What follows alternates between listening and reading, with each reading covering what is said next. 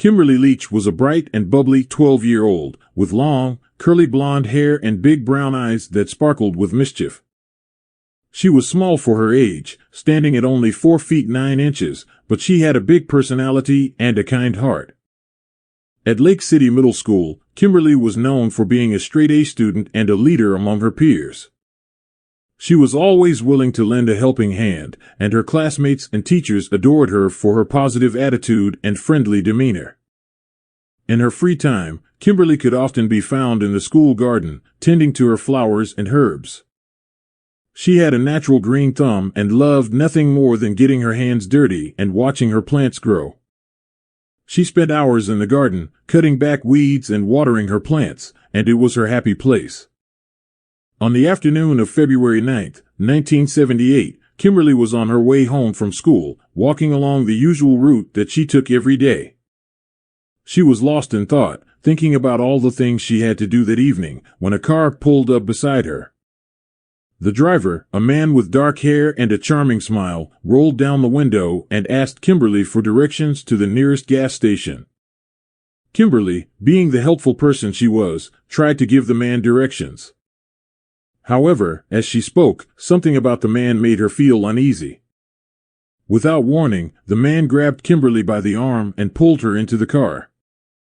She screamed and struggled, but he was too strong.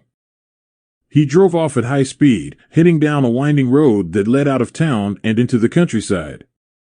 Kimberly was terrified and confused, not knowing where the man was taking her or what he intended to do. As the car drove deeper into the countryside, she began to fear the worst. And when the man, who was none other than notorious serial killer Ted Bundy, pulled into a secluded farm area and stopped the car, her fears were confirmed. Bundy dragged Kimberly out of the car and threw her to the ground, intent on raping and killing her. She fought back with all her might, scratching and biting and screaming for help. But Bundy was too strong and overpowered her.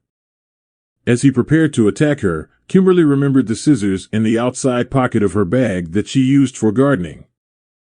Desperate and terrified, she reached for the scissors and hid them in her hand.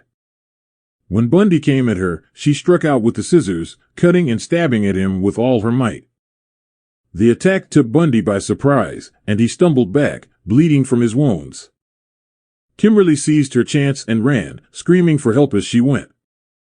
She ran as fast as she could, not stopping until she saw a farmhouse in the distance.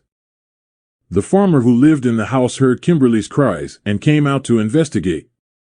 He found her huddled on the ground, shaking and crying, and called the authorities. When the police arrived, they found Bundy bleeding and unconscious, but still alive. Thanks to Kimberly's bravery and quick thinking, justice was served and a dangerous predator was taken off the streets. She was hailed as a hero and an inspiration to others, proving that even the smallest and seemingly weakest among us can stand up and fight against evil.